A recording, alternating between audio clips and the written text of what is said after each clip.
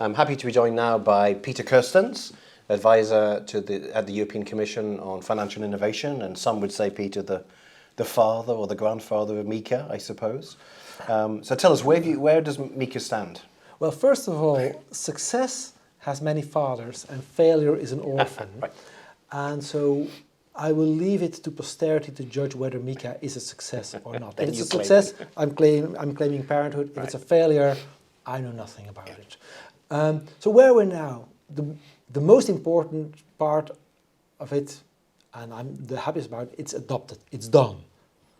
Now, that is a big part of the MiCA process, but it's not everything, because MiCA, like a lot of European regulation, comes with implementing rules and delegated acts that provide more flesh on the bone and more clarity on all of these provisions. And we're currently in the process of developing these standards with the European supervisory authorities. They provide these standards to us, and then we turn them into delegated acts, adopt them. And this is a very intense process. And also we're in a bit of a rush because the deadline for MiCA application is the stablecoin provisions kick in on the 30th of June, or is it the 31st of June? The 30th of June, I think, of this year. And then the rest on crypto asset service providers kicks in at the end of the year, 31st of December 2024. In between, there will be European Parliament elections, so the Parliament will be closed for business for a while.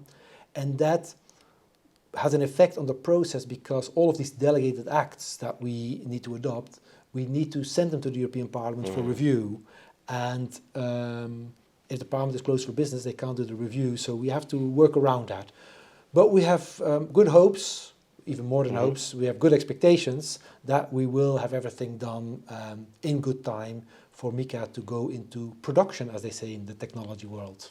Now, people always say, don't they, the financial regulator is always fighting the last battle or the last crisis. And we hear people in the industry say, yeah, MiCA's great, but it doesn't deal with the new things like I'm working on, NFTs and DeFi and tokenization.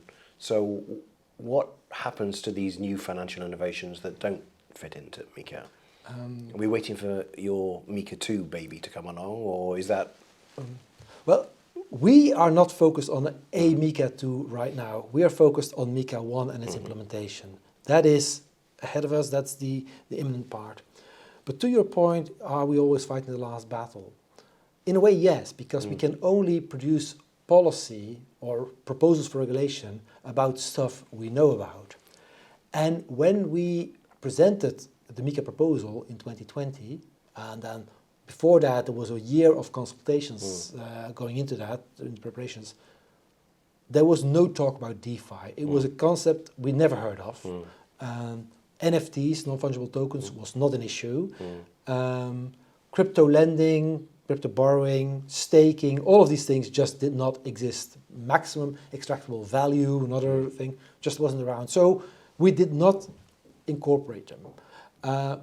Of course, the legislative process took 2 years, and towards the end of the process, the legislator did realize that there were a number of points which had appeared in the market, which were not in the proposal, and rather than just rushing them in, they said, look, the European Commission should report on these issues by the end, after 18 months, so at the end of 2024, should report on what these issues are, if they present a problem, and if this problem should be solved through regulation, through a MiCA 2 or whatever. And so there are 3 areas which the legislator mentioned specifically. One is non-fungible tokens, which are largely excluded but also partly included. Non-fungible tokens which are part of a collection or a series are actually covered by MiCA. And actually most non-fungible tokens are part of a collection, so they are actually covered. Second is decentralized finance, and then the third is crypto lending and borrowing. So we will do a report on these 3 issues, but nothing prevents us from including also other issues that have appeared in the meantime, and that we consider worthy of covering in this report.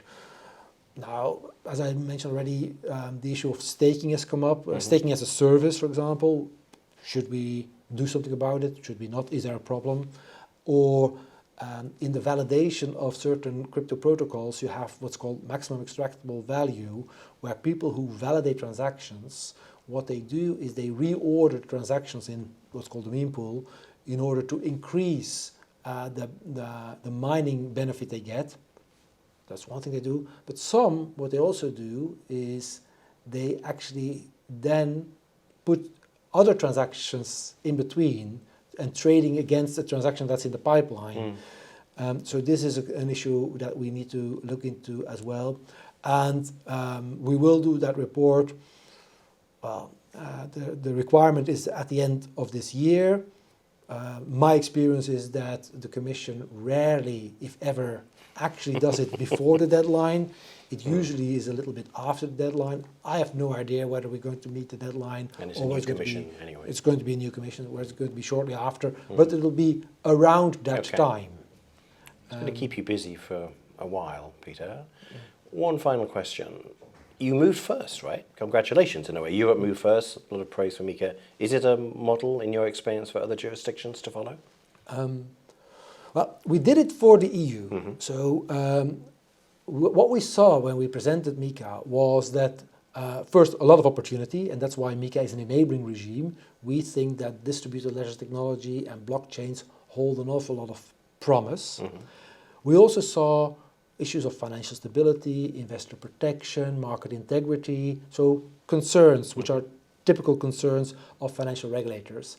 And so, but there was a lot of consumer and investor interest in these assets. And rather than these people moving abroad to exotic places to engage in these crypto assets, we said, look, if they're going to do it, they may as well, or it's much better that they do it under the regulatory sunshine within the EU. So we created this regime for European issuers, European crypto asset service providers, European investors, and European consumers.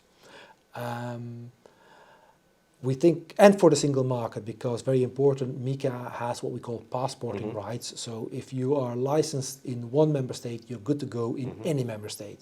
Very, very important to us. Will it serve as a model for other jurisdictions, just as so many other pieces of European legislation serve as a model? The Brussels effect. The Brussels effect, yes. I don't know. First of all, there's no copyright on MiCA, so if someone feels inspired by it, they are free to plagiarize it or to take from it whatever they like. But if I look around a bit, yes, probably a lot of the UK conversation, for example, is very similar to the conversations which we had in Brussels. So I wouldn't be surprised if the UK ends up emulating a lot we is in MiCA. They'll probably use proper English rather than MiCA's English. So I expect that we will see... It is the model, I think. That we will see what MiCA was supposed to read like had it been written by an Anglophone. But other jurisdictions, I pick up a bit that quite a few countries find MiCA maybe too permissive. They're not as pro-DLT, pro-blockchain as the EU was. So whether they will actually emulate it, I think the jury is out on this, but I wouldn't be surprised if quite a number of jurisdictions that normally are very sensitive to the Brussels effect, on this occasion will not emulate MiCA, or not immediately. They will first try something else. But then... And the Americans, there is no Brussels effect in the US. There is no Brussels effect. They do their own thing. Yes. There is one country in the world that's immune to the Brussels effect so far, and that is the United States. But that doesn't mean that there's no hope for the United States, because Churchill observed this, and Churchill said that the Americans always do the right thing after having tried everything else. So, of course, we'll still have to go through the motions, but we can be hopeful and in the expectation that eventually they will do the right thing and set up a regulatory framework, a policy framework for distributed ledger technology and blockchain, which I think would be also to the benefit of the United States. Peter, always good to end with Churchill. Thank you very much. Thank you.